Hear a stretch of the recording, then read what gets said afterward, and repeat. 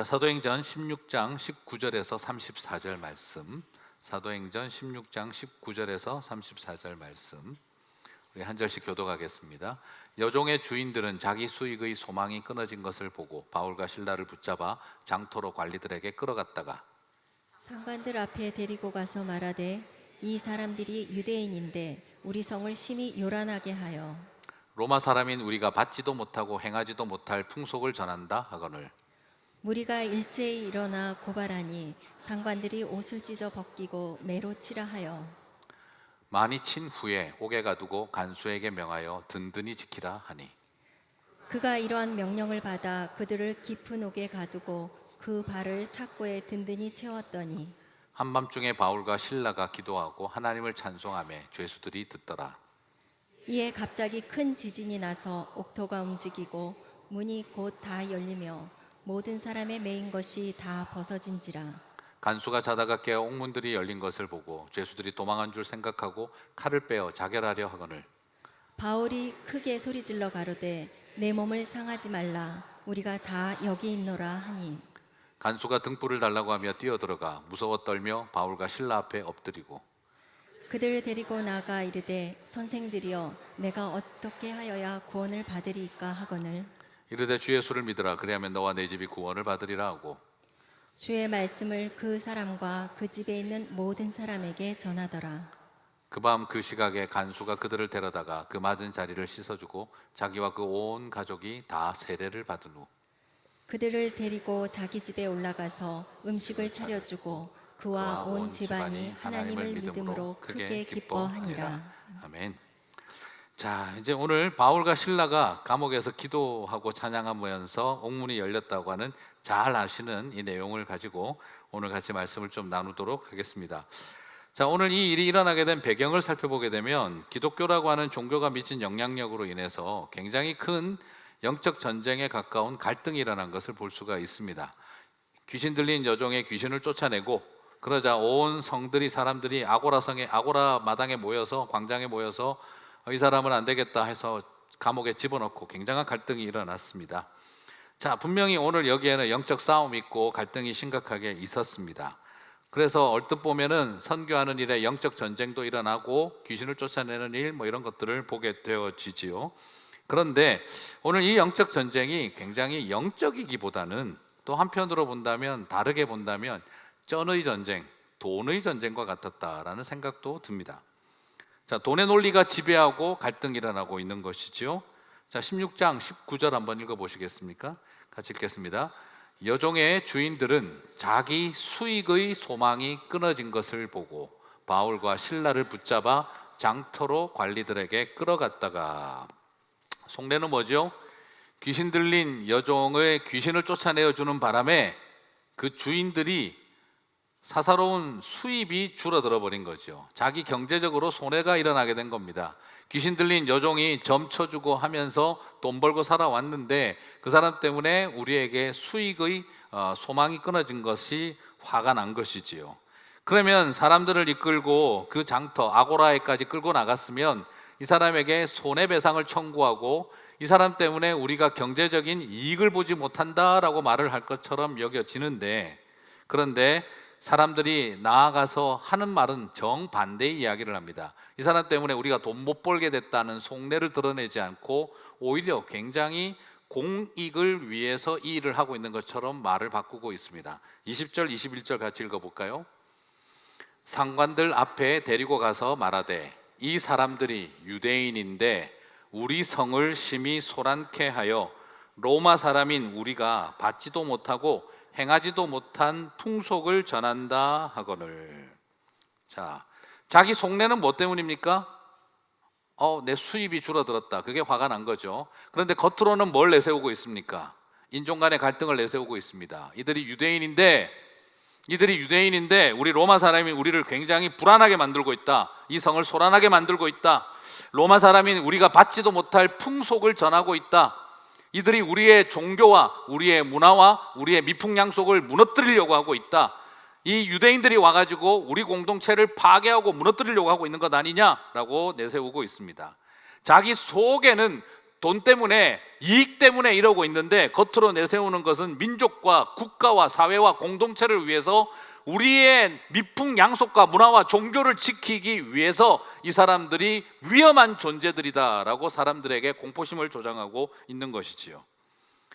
속으로는 자기 이익을 위해서 하고 있을 뿐입니다. 하지만 마치 국가와 민족을 위해 우리의 종교와 문화와 공동체를 보호하기 위해서 하고 있는 것처럼 사람들 앞에서는 말을 하고 있습니다. 사사로운 이익을 추구하고 있지만 마치 자신들의 행동은 공익을 위해서 하고 있는 것처럼 말하고 있는 것을 발견할 수가 있습니다.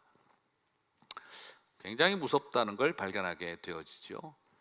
여러분, 제가 자주 드리는 질문이 있잖아요. 귀신이 무섭습니까? 사람이 무섭습니까? 네, 오늘 여기다가 질문을 좀 더 드릴게요. 돈이 강해 보입니까? 귀신이 세 보입니까?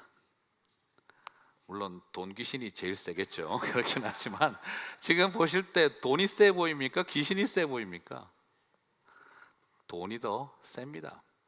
돈이 무섭습니까? 귀신이 무섭습니까? 돈이 무섭습니다. 솔직히 귀신은 바울을 어떻게 못했습니다. 당신은 하나님의 종이지 않느냐 다 알고 바울을 해코지 못했습니다. 귀신이 바울을 매질하지 않았고 귀신이 감옥 속에 넣지 않았습니다. 솔직히 귀신도 돈의 노예에 불과했다는 것을 오늘 보여주고 있습니다. 사람들이 귀신을 쫓아내어주고 나고 자유가 일어나니까 더 무서운 것은 돈에 대한 욕심을 가진 사람의 마음이 더 무섭더라는 거죠. 귀신을 쫓아내는 일보다 더 힘든 싸움은 바로 인간의 내면 속에 숨어있는 탐심과 돈에 대한 욕망, 그리고 자기 자신에 대한 이기적인 욕망, 이기주의적인 욕망이 귀신보다 훨씬 더 집착하고 무섭다는 걸 발견할 수가 있습니다. 돈의 마음을 빼앗긴 사람은 귀신보다 무서운 존재인 것이죠. 돈이 여러분 귀신보다 강하다고 생각하세요? 귀신이 돈을 부립니까? 그렇지 않습니다. 돈이 귀신을 부리고 있습니다. 오히려 보면은요, 돈이 귀신을 가지고 놀아요. 우리 성도님들은 절대 점치러 가보고 그러지 않으셨겠지만, 물론 요즘 교회 다니는 분들도 가끔씩 간다고 하는 말은 들었습니다만, 근데 저희 집안이 워낙 예전에 그거 안 하던 집안이라서 늘 그냥 사주팔자 점치러 이렇게 가는데 많이 가봤는데, 제가 그때 알았어요. 귀신도 돈 봐가면서 역사한다는 걸 제가 그때 알았습니다. 그래서 귀신이 항상 예민한 게 복채에 약하죠. 그때 제가 느낀 거예요. 귀신이 돈을 움직이는 게 아니라 돈은 귀신도 움직이는구나 하는 걸 볼 수가 있었습니다. 여러분, 돈의 힘은 종교도 사업으로 바꾸어 버립니다. 오늘 이 모습을 보면서 우리 자신을 돌아보지 않을 수가 없습니다. 빌립보의 이 무서운 돈의 누룩이 귀신을 가지고 마음껏 놀았다고 하는 것만 바라보고 넘어갈 게 아니라, 과연 이 무서운 돈의 누룩은 교회도 그냥 내버려 둘 리가 있겠느냐 하는 것입니다. 우리도 과연 이 일로부터 자유롭다라고 자신 있게 말할 수 있겠느냐라는 것입니다. 돈의 힘이 움직이고 이익이 속내로 자리 잡고 있지만 그들은 절대 내가 돈 때문에 이런다라고 말하지 않습니다.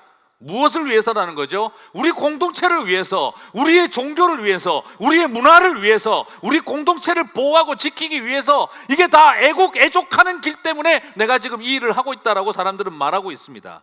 겉으로는 민족과 문화와 안보와 보호라고 하는 고상한 가치를 내세우고 있습니다만, 그것 때문에 사람들을 향해서 자극을 하는 게 뭡니까? 두려움을 자극하는 거죠. 포비아를 양성하는 거죠. 그리고 난 다음에는 일어나는 것이 불법적으로 감금하고 무자비한 채찍질을 해도 괜찮다라는 것이 정당화되는 겁니다. 바로 포비아를 만들고 혐오와 배제를 정당화시켜버리는 모습, 이게 오늘 빌립보 사람들이 행동했던 삶의 모습이었습니다. 결국은 사사로운 이익을 향한 욕망인데, 자신의 사익을 취하기 위해서 공익을 내세우고 있는 모습, 그래서 사람들에게 두려움을 심어주고 포비아를 심어주고, 그래서 우리가 해야 할 혐오와 배제가 정당화된다라고 생각하고 있는 모습, 이게 바로 오늘 빌립보 사람들의 길이었습니다. 자, 문제는 세상이 원래 이래요 하고 넘어갈 문제가 아니라, 우리 자신들도 또한 그 비슷한 위험성을 가지고 있다는 것이죠. 귀신 들릴까 조심할 것이 문제가 아니라, 돈에 사로잡힐까 걱정해야 하는 것입니다. 차마 돈의 욕망 때문이라고 말하지는 않지만 어느 틈에 우리 안에 이 사람들이 유대인인데 우리 성을 심히 소란케 하여 로마 사람인 우리가 받지도 행하지도 못할 풍속을 전한다. 그렇게 하면서 우리 안에 일어나고 있는 이 집단적인 이즘의 현상을 정당화시키고 있는 일에 과연 우리는 자유로울 수 있을까라는 진지한 질문을 던지게 되는 것입니다. 사실 이런 포비아에 기초하여 혐오와 배제의 가장 큰 편견의 피해자가 누구였느냐? 그게 바로 그리스도인들이었습니다. 기독교인들이 바로 가장 무서운 피해자였습니다. 그러므로 최소한 우리 그리스도인들은 이런 식의 편견과 혐오와 배제를 정당화시키는 가해자가 되어서는 안 됩니다. 누구보다도 치열한 피해자로 살아봤던 사람들이 어떻게 무서운 가해자가 될 수 있겠습니까? 그러므로 그리스도인들에게 가장 중요한 것은 바로 환대와 포용과 사랑과 편견을 뛰어넘는 용서의 확대입니다. 여러분, 부탁드리고 싶습니다. 우상이나 다른 종교나 귀신이 그리스도인을 그리고 기독교를 무너뜨릴 만큼 무서운 게 아닙니다. 오히려 우리 안에 가득한 이 무서운 혐오와 배제가 전당하고 있을 때, 내 안에 가득한 우리의 이기적인 욕망들이 우리의 마음을 사로잡고 있을 때, 내 마음 안에 또아리 틀고 있는 그 왜곡된 마음들이 우리를 잘 사로잡고 있을 때, 그것이 귀신보다 더 마귀보다 무서운 것입니다. 철저하게 자기중심적인 욕망과 이기적, 귀신에게 민감하지 마시고 내면의 탐심과 욕망에 민감하셔야 됩니다. 오늘 우리 그리스도인들이 그렇게 살아갈 수는 없는 것입니다. 사실 쉽지가 않습니다. 네. 저도 요즘 어렸을 때 이렇게 군대에서 제가 어깨를 심하게 다쳐가지고 50견일 수도 있습니다만 50견은 아니고 제가 이게 팔이 잘 안 돌아갑니다. 그래서 참 앞 강대상에서 이런 표현하기가 그렇습니다만 뒤처리가 좀 힘듭니다. 제가 오른손으로는. 그래서 할 수 없이 저는 왼손으로 합니다. 오른손은 먹는 거, 왼손은 뒤처리. 그렇게 하고 있으니까 누가 그렇게 이야기를 하시는 거예요. 목사님 그렇게 왼손으로 뒤처리 하시면 좌파 아니면 무슬림입니다. 그렇게 왼손 썼다고 무슬림 되는구나. 제가 그렇게 생각이 되는 거예요. 친무슬림 성향이 강하신 것 같다고. 자, 여러분, 우리 안에 쉽게 존재할 수 있는 위험한 생각들입니다. 그렇게 존재해버리고 쉽게 모르게 판단되어져서는 안 됩니다. 빌립보 사람들을 봅니다. 사람이 치유를 받고 귀신으로부터 자유로워진 것보다, 사람이 치유를 받고 귀신으로부터 자유로워진 것보다 경제적 이익이 더 중요한 사람들이 그 가운데 있습니다. 한 영혼이 어둠의 고통에서 자유로워지는 것보다 돈이 더 중요한 사람들이 너무나 이율배반적으로 국가와 민족을 위해서, 우리 공동체를 지키기 위해서인 것처럼 말하는 이 이율배반적인 행동들이 오늘 빌립보 사람들의 길이었습니다. 오늘 우리 안에 이 빌립보 사람들의 길이 우리를 틈타지 않도록, 빌립보의 이 누룩이 우리를 틈타지 않도록 우리 그리스도인들은 더욱 깨어 있어야 하는 것입니다. 저는 이 말씀을 바라보면서, 빌립보의 모습을 바라보면서 그들의 이야기로만 볼 것이 아닌 내 안에 존재할 수 있는, 우리 안에 존재할 수 있는 연약함을 솔직하게 바라보게 되는 것이죠. 빌립보 사람들의 공격으로 바울과 실라는 어떻게 되었습니까? 22절을 보면 바울과 실라는 심한 매질을 당했다라고 합니다. 22절, 23절을 보면 표현이 상관들이 매로 치라 하여 많이 친 후에 옥에가 두고, 정말 많이 맞았습니까? 많이 맞았나 봅니다. 심히 때렸다라고 합니다. 근데 여러분, 그 당시 이 로마인들이 쓰던 채찍이 장난이 아닙니다. 그냥 가죽 채찍이 아니라 예수님이 맞았던 그런 채찍들이 바로 그 중간중간에 가시나 생선 가시나 갈콜이나 이런 것들이 다 걸려 있어서 그걸 한 대 맞고 당겨버리면 온몸에 살점이 뜯겨나가는 고통입니다. 그걸 몇 대까지 때렸느냐? 40에 하나가만 39대 채찍을 맞은 겁니다.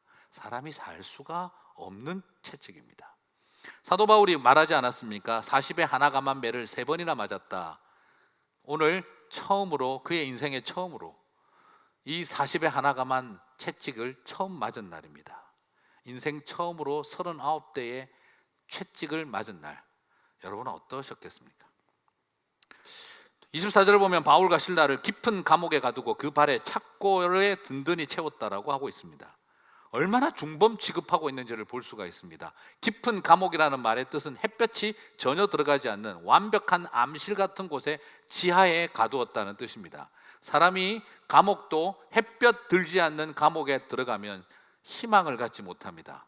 햇볕이 들지 않는 감옥의 가장 큰 특징은 사람에게 희망을 빼앗아 간다는 것입니다. 빛이 보이지 않으면 사람은 죽습니다. 거기서 스스로 창란이 일어나고 견디지를 못합니다. 얼마나 범죄를 취급한 것인지를 볼 수 있습니다. 그리고 발에 착고를 채웠다고 하는데 이 쇳덩어리를 발에 채운 겁니다. 우리식으로 요즘 이렇게 그냥 잘 문질러서 만들만들하게 해놓은 것도 아닙니다. 그냥 말 그대로 중을 뜬 그대로 발에 끼워버린 겁니다. 움직이면 살을 파고들고 살껍질을 벗기고 사람에게 심각한 인펙션을 일으키고 견디지 못하게 합니다. 결국 착고에 묶여 있다 보면 사람이 거기서 인펙션에 걸려 발이 잘리고 그렇게 죽어가는 것입니다. 이런 고통을 바울에게 줬습니다. 인생 처음으로 빛도 보이지 않는 감옥 속에 들어간 겁니다. 착고에 채여서. 여러분, 한 발자국도 움직일 수가 없고, 그리고 등짝에는 39대나 맞아버린 그 채찍으로 인해서 누울 수도 없고 흐르는 피를 그냥 맞아야 하는 지경에 있습니다. 여러분, 만약 인생 처음 감옥에 들어가 보셨다면 어떤 느낌이시겠습니까? 우리는 쉽게 그냥 바울과 실라처럼 고통 가운데에서도 찬양하고 기도하자 이렇게 쉽게 말하기가 어렵습니다. 40에 하나가만 채찍을 맞아보고 내 인생 처음으로 감옥에 들어가서 빛도 보이지 않는 자리에 착고를 차고 눕지도 못하고 서지도 못하고 걷지도 못한 상황에 처해보고 난 다음 우리는 쉽게 찬양하며 기도하며 믿음으로 이기자라고 과연 말할 수 있겠느냐라는 거죠. 쉽지 않은 일입니다. 이 인생의 이 고통, 여러분 어떤 겁니까? 사람을 죽여서 지금 이 형벌을 받고 있는 겁니까? 아니면 사람을 살렸다고 이 벌을 받고 있는 겁니까? 사람 죽였다고 벌 받는 게 아니라 사람 살렸기 때문에 벌을 받고 있습니다. 내가 불법을 행한 것도 아닌데 불법적인 재판, 불법적인 체포로 그냥 이렇게 고통을 당하고 있습니다. 내가 귀신을 풀어서 사람들을 귀신에 혼돈스럽게 한 것도 아닙니다. 귀신으로부터 한 영혼을 자유롭게 만들어 준 겁니다. 하나님의 뜻을 떠나 말을 듣지 않다가 심판을 당하는 것도 아닙니다. 하나님의 뜻에 순종하여 왔더니 이 엄청난 고통을 당하고 있는 것입니다. 여러분, 이렇게 억울하고 분통 터지는 일을 경험할 때 찬양할 수 있겠습니까? 기도할 수 있으시겠습니까? 솔직히 못할 것 같습니다. 해낼 수가 없는 상황입니다. 이런 꼴 당하게 하시려고 꿈에까지 나타나셔서 나를 가자고 하셨나? 바르게 살고 사람 살리고 귀신 쫓아내고 이 땅에 희망을 줬더니 나에게 기다리고 있는 이런 억울한 고통이구나. 이 애매한 고난. 여러분, 등짝과 피부는 다 찢어져서 피가 흘러 누울 수도 없고 발목을 파고 들어오는 착고의 고통은 정말 견디기가 힘든 자리, 누울 수도 없고 설 수도 없고 앉을 수도 없는 그 자리에서 그가 시작한 것이 찬양과 기도였습니다. 저는 한번 생각을 한번 해봅니다. 이런 자리에 있다면 과연 누가 견뎌낼 수 있고 찬양할 수 있을까? 그런데 바울과 실라가 기도하고 찬양합니다. 어쩌면 이것은 굉장한 하나님의 특별한 인도하심 같아요. 오늘 이 사도행전 16장은요 좀 독특한 패턴이 있어요. 기도로의 관점에서 오늘 이 스토리를 좀 한번 보시면 재미난 것이 좀 보입니다. 16장 13절 한번 읽어보시겠습니까? 같이 읽겠습니다. 안식일에 우리가 기도할 곳이 있을까 하여 문 밖 강가에 가니 나가. 자, 기도할 곳이 있을까 하여 강가로 나갔다가 어떤 일이 일어났죠? 루디아를 만나고 그 집이 다 예수를 믿어 세례를 받는 일이 일어났습니다. 기도할 장소를 찾기 위해 나아갔던 발걸음이 한 집안을 살리는 발걸음이 되더라는 거죠. 바울은 두 번째 경험을 합니다. 16장 16절 읽어보실까요? 우리가 기도하는 곳에 가다가 점치는 귀신 들린 여종 하나를 만나니. 또 기도하러 가다 보니 또 어떤 일이 일어납니까? 귀신 들린 노예를 만나 그 여인을 자유롭게 해주고 하나님이 한 사람을 해방시키는 것을 또 봅니다. 기도하는 곳을 만나러 가던 바울과 실라, 이제 하나님이 그를 기도하는 곳으로 인도하십니다. 16장 25절 읽어보겠습니다. 16장 25절. 한밤중에 바울과 실라가 기도하고 하나님을 찬송하매 죄수들이 듣더라. 그렇습니다. 기도하는 곳을 찾기 위해서 움직이던 바울과 실라의 발걸음은 한 가정을 살리는 통로가 되고 한 영혼을 자유케 하는 통로가 됐습니다. 그리고 하나님은 그들에게 기도의 처소를 허락하셨습니다. 그게 바로 감옥이었습니다. 그리고 그 감옥에서도 어떤 일이 일어납니까? 그곳에서 바울과 실라가 기도하기 시작하자 모든 죄수들이 그 찬송 소리를 듣게 되고, 그리고 사도행전은 우리에게 보여줍니다. 모든 사람들의 매인 것이 벗어진지라. 그리고 불을 들고 뛰어들어온 간수가, 자결하려고 했던 그 간수가 무섭고 두려워 떨며 선생이여, 우리가 어떻게 하면 구원을 받을 수 있겠습니까? 라고 질문을 던지고, 그리고 그 간수의 가정에서 복음의 역사가 일어나 그들이 예수님을 믿고, 그리고 온 가족들이 세례를 받는 역사가 일어났습니다. 바울이 기도하러 선택할 때마다 루디아가 온 가정이 믿고 세례를 받기 시작을 했고, 그리고 바울과 실라가 기도하러 움직이자 한 노예, 귀신 들린 노예 여성이 다시 하나님의 자녀가 되어지고, 그리고 그들이 감옥까지 갇혔으나 그곳이 하나님이 보내신 기도의 처소인 것을 알았을 때 그곳에 간수의 온 집이 세례를 받고 예수를 믿는 역사가 일어나더라는 것이지요. 이처럼 기도하는 곳을 찾던 바울과 실라에게 그 감옥은 그들이 그처럼 기도하고 싶었던 성전이 되어지고 하나님을 찬양하고 싶었던 성전으로 바뀌는 것을 오늘 우리는 발견하게 되어집니다. 사랑하는 성도 여러분, 오늘 우리는 여기에서 놀라운 것을 발견합니다. 선교가 무엇인지, 교회가 무엇인지를 발견하게 됩니다. 하나님의 선교는 무엇입니까? 전략을 가지고 우리가 뭔가 해보려고 해서 하는 것이 선교가 아니라, 하나님 앞에 진실로 기도하는 자리를 찾을 때 한 가족이 돌아오고, 그 기도하는 자리를 찾을 때 한 생명이 회복되어지는 역사가 일어나는 것입니다. 교회는 무엇입니까? 종교적 시설로 화려하게 잘 꾸며져 있는 곳이 교회가 아닙니다. 가우디 공법으로 지어져서 하늘에 스테인드 글라스가 오색 찬란하게 빛과 함께 쏟아지는 그런 공간만이 예배당이 아니라, 바로 빛 하나 들어오지 않는 그 감옥 속에 있다 할지라도 내가 하늘을 향해 기도할 수 있다고 한다면 그것이 교회입니다. 종교적인 시설로 화려하게 만들어지는 것이 아니라 바로 길거리에서 만난 한 여인에게 생명을 전한다면 거기가 교회입니다. 그리고 루디아의 집도 교회입니다. 우리는 늘 생각할 때 거대한 신전만이 교회라고 생각해 왔으나, 하나님은 오늘 사도행전을 통해 우리에게 보여주는 겁니다. 믿음의 백성이 함께하고 있는 루디아의 집도 교회가 되는 것이고, 길거리도 교회가 되는 것이고, 감옥도 성전이 되는 것입니다. 사랑하는 성도 여러분, 오늘 이처럼 빛이 보이지 않아도, 착고가 발목에 채워져 있어도, 어떤 종교적인 거룩한 환경이 없어도 기도할 수 있다면, 찬양할 수 있다면 그곳이 하나님의 집, 성전이 되는 줄 믿습니다. 사랑하는 성도 여러분, 그렇게 선교하시게 되기를 바랍니다. 기도하는 곳을 찾는 사람들이 영혼을 만나고, 그리고 나를 가장 고통스럽게 만들어 놓은 그 감옥도 영혼을 만나 생명의 역사가 일어나게 하는 장소로 만들어버리는 일, 그게 기도하는 사람들에게 주신 축복입니다. 그리고 그곳이 교회입니다. 빛도 보이지 않는 감옥도, 내 발을 묶은 착고도, 그 고통스러운 매질도 우리를 잠시 가두어 둘 수 있어도 복음의 은혜, 하나님의 임재를 가두어 놓을 수 없습니다. 아무리 빛도 보이지 않는 지하 속에 집어넣어도 찾아오시는 하나님의 임재를 폐쇄시킬 수 없습니다. 감옥을 성전으로 바꾸는 기도의 은혜와 찬양의 능력이 여러분과 함께 하시기를 주님의 이름으로 축복합니다.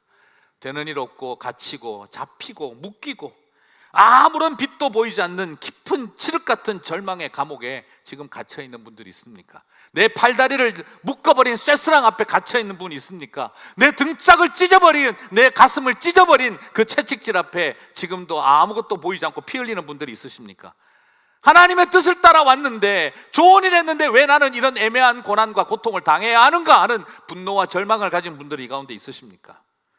오늘 여러분의 가장 큰 절망의 자리가 오늘 그 감옥이 성전이 되게 하실 줄 믿습니다. 오늘 그래서 저와 여러분이 설교 끝난 거 아닙니다. 찬양을 중간에 한번 해봤으면 좋겠습니다. 설교 중간에 찬양 하나 해봤으면 좋겠습니다. 오늘 바울과 실라의 마음으로 저와 여러분이 한번 찬양을 해봤으면 좋겠습니다.